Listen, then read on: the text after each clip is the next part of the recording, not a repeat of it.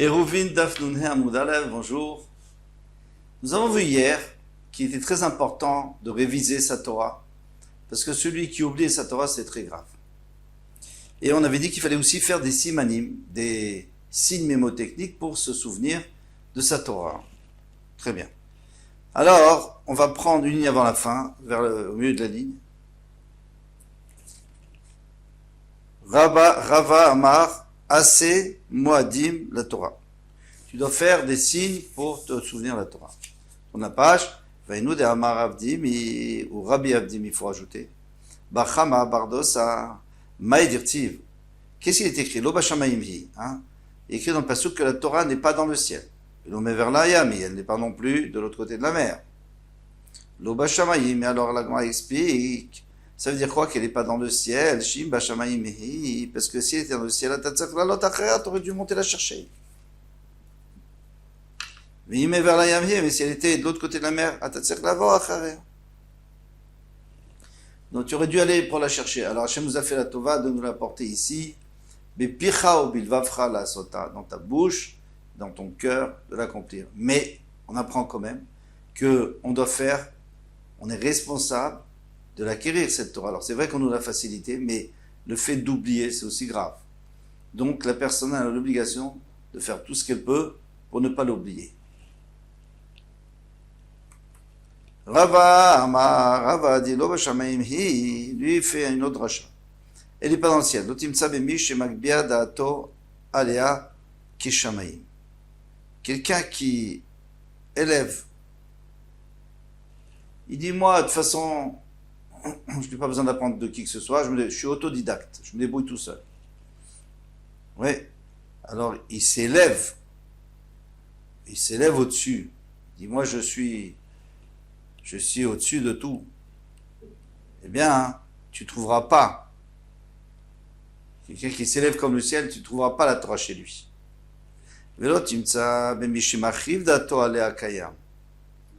Ou quelqu'un qui dit, bon d'accord, j'apprends l'arabe, mais je n'ai pas besoin de réviser. De toute façon, j'ai un cœur large, je me souviens tout. Eh bien, lui, il n'aura pas non plus la Torah. Rabbi Yochanan Amar Lo Bashamaim hi. Rabbi Yochanan apprend autre chose. Lo timtsa bigasei haruach. Tu ne trouveras pas ça chez les orgueilleux. On ne parle plus de la Torah maintenant. Les gens orgueilleux avec leurs amis. Et l'on met vers l'aya, mais pas d'autre que la mairie. L'otimsa, l'obé sacharanim. Tu ne trouveras pas chez les commerçants qui vont, les exports, import-export, qui vont d'or outre-mer pour essayer d'apporter de la marchandise. Alors c'est sûr que tu ne trouveras pas la Torah chez eux parce qu'ils sont constamment en déplacement. Mais l'obé tagarim, mais même pas les commerçants qui vivent en ville et qui ne sortent pas, mais eux aussi sont tout le temps occupés par leurs affaires. Donc ils ne seront pas des Talmidei Chachamim. Tanora Banan, nous nous a enseigné. Ketsan me'avrin et te'arim. Alors on revient à notre Mishnah. Comment fait-on pour gonfler, pour élargir la ville, pour rajouter sur la ville? Eh bien, on va trouver. On va expliquer. Arucha kimotchei. Si elle est longue, la ville, elle est longue et étroite, c'est-à-dire elle est carrée et rectangulaire, eh bien, on laisse telle qu'elle est. Il faudrait expliquer dans la Gemara pourquoi. Bien sûr qu'on laisse comme telle qu'elle est. Quel est le chidouche? Qu'est-ce qu'on va faire? Elle est déjà carrée, rectangle, c'est comme carré. Agoula, si elle est ronde, aussi la zaviot. Alors, on la rend carrée. Donc, on lui fait des coins. Là, on gagne. Merubaat, si elle est carrée, en aussi la zaviot, on lui fera pas de coins. Ça aussi, il faut comprendre. Parce que si elle est carrée, je vois pas comment je pourrais la clarifier plus. Mais maintenant, si elle était large d'un côté et étroite de l'autre côté, par exemple, elle faisait 1000 mètres de large d'un côté et 500 mètres de large de l'autre côté,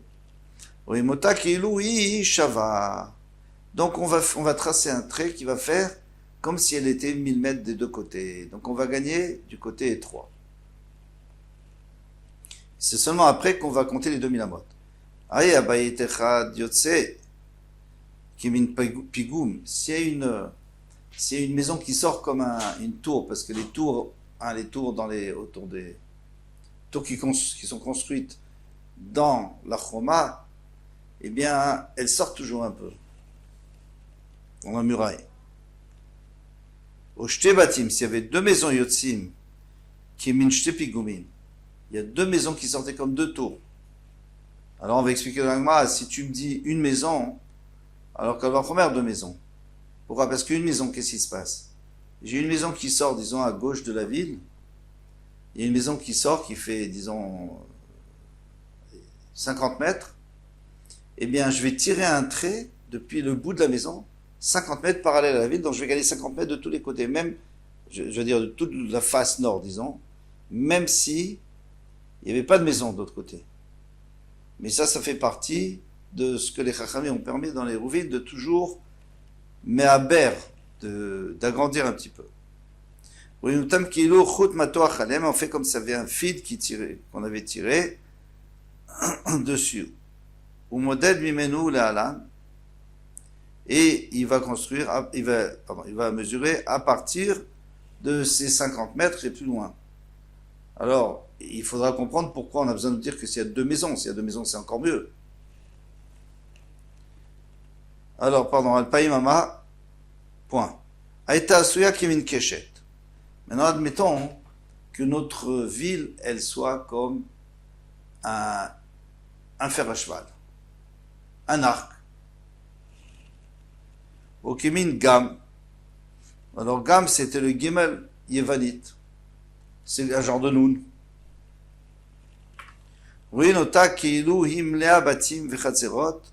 Alors on considère que tout le vide, soit dans l'arc, eh bien tout le vide intérieur est plein de maisons. Et la même chose pour le gam. Alors donc puisque le gam c'est un noun, donc on va mettre un autre noun de l'autre côté, et comme ça on aura un carré. Et qu'est-ce qu'on va gagner? On va gagner que même les gens qui sont loin du bout, par exemple dans l'arc, il y en a qui sont tout au début de l'arc, eh bien eux ils auront le droit de faire jusqu'au bout de l'arc, et on va mettre une ficelle imaginaire, comme dans un arc, une vraie ficelle, et à partir de cette ficelle on va commencer à compter les 2000 amot. Et après on compte 2000 amot. Amarmar, un autre maître nous a dit Aruka Kimotchei. On avait dit que si elle est longue, il faut la laisser telle qu'elle. On ne peut pas, c'est-à-dire si elle est rectangulaire, on ne peut rien faire. On ne peut pas rajouter. Pshita, c'est évident, puisqu'elle a déjà les coins. Lo tzricha, derika ou ktina. Donc elle est longue, mais elle est étroite. Bah oui, qu'est-ce que je veux dire? L'éten la poutia, aurka, j'aurais pu croire qu'on fait la kula.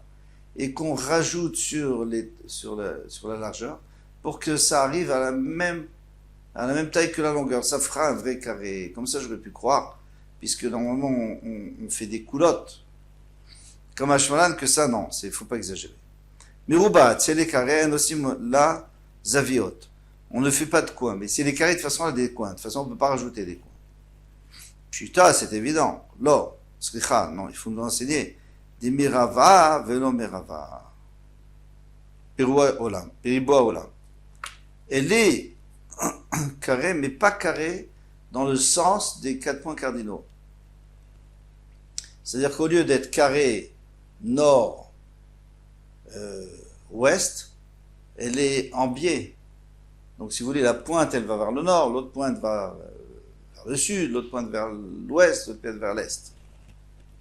Alors moi, je vais croire qu'il faut clarifier, il faut la clarifier d'après les sens des points cardinaux, et à ce moment-là, on va gagner encore, parce que on va encore l'agrandir. Mao de Tema d'Irva, tu aurais dû le clarifier Biriboach Olam, comme le monde, Kamash Malan, que non. Hayabait Echad Yotse, Kemin Pigou. On avait dit qu'il y a une maison qui sortait comme une tour, ou jeté bâtim ou deux maisons Yotse, Kemin jeté Pigouim comme deux tours. Ashtavait Echad Amrat. Si déjà tu me dis qu'avec une seule maison, je peux tirer un fil jusqu'au bout de la ville pour gagner encore l'épaisseur de la maison. Un fil parallèle. Alors, je t'ai bâti mes bayas, c'est à peine de dire que s'il y avait deux maisons, c'est sûr. S'il y a deux maisons, c'est évident. Puisqu'il y a une maison à gauche, une maison à droite. Donc c'est sûr que je tire un fil. Il n'y a pas de raison de ne pas tirer. Lo, tzricha, mishte ruchot. Non, on parlait que quand il y avait une maison, par exemple, au nord et une maison au sud. Alors, au nord, je tire un fil et je gagne 50 amot parallèles. Et au sud aussi, je peux le faire. C'est ça de deux maisons. Mao de Tema, qu'est-ce que tu aurais pu dire? Miroir Echadamrian, d'un côté on peut dire, mais je t'ai rouchot. L'Amrian ne dit pas si c'est des deux côtés. Kamashmana, on vient nous faire entendre qu'on peut le faire même des quatre côtés. Aïta Suya Kimin Keshet. Si elle était faite comme la ville était comme un arc, ou Kimin Gam, ou alors comme un Gimel Yevani, eh bien, Rouim Otak Keilu Imle Abatim Veratzerot. On fait comme si on remplissait l'arc et aussi on remplissait le nun pour le clarifier. Ou Moded Mimena Uleanan Al Peimama. Et à partir de ce moment-là, on compte 2000 amot, Amaravuna, Irasua Kikeshet. Alors attention, il donne une précision. Il dit que si une ville est faite comme un fer à cheval, Im Yesh Ben Shterashe Apachot Merbat Alfim Amar. S'il y a moins que 4000 amot, donc entre les deux extrémités, là où on met la corde de l'arc, s'il y a moins que 4000, il y a 3999, Modimla Minayeter. Alors à ce moment-là, on a gagné tout ce qui est à l'intérieur, et on compte seulement à partir de la corde encore 2000 amot. Mais il me lave, et sinon, Modimla Minakeshet. Ah, sinon, alors il faut compter de là où on est. Donc si la maison est en bas, tout en bas du Keshet, par exemple, là où il tourne, eh bien, lui, il va avoir que 2000 amot. À la rigueur, il ne pourra même pas sortir de l'arc. Si l'arc fait plus que 2000 amot. Il devra compter à partir de sa maison d'après Rashi. Pshat de Rashi. Toshfot, il va dire que non, on peut arranger quand même parce que c'est vrai que en haut, c'est-à-dire aux deux extrémités, entre les deux extrémités, il y a 5000 amot. Mais quand on se rétrécit, et à un moment donné, on va arriver à 4000 amot, 3999. À ce moment-là, on va tirer un arc, une corde d'arc, et depuis là, on pourra aller 2000 amot. Et sinon, on avait dit du keshet. Ou mia maravuna achi, est-ce que vous a dit ainsi, va maravuna, chomatayir, shnifretsa. Une ville qui a été fendue. Alors on a la photo en bas, à droite, en bas. C'est une ville qui s'est fendue. Il y a la muraille qui s'est effondrée, et puis même des maisons comme ça, et ça laisse un vide entre les deux moitiés de la ville. Alors, Bemea verbaim verchat, ushlish, s'il y a 143 et un tiers de hama, 143 mots et un tiers, eh bien à ce moment-là, là-bas il va nous dire que on ne peut plus les recoller. C'est-à-dire ces deux villes. Si c'est moins que 141, alors il n'y a pas de problème. Et c'est la même ville. Mais sinon, on considère que c'est deux villes. Donc vous voyez que dès que deux moitiés de villes sont un peu éloignées, c'est fini. Or, ton Keshet, là, il fait beaucoup plus que 141 amas. On a dit qu'il faisait jusqu'à 4000, presque 4000 amot. Alors pourquoi on ne considérait pas que c'est deux villes? La réponse est simple.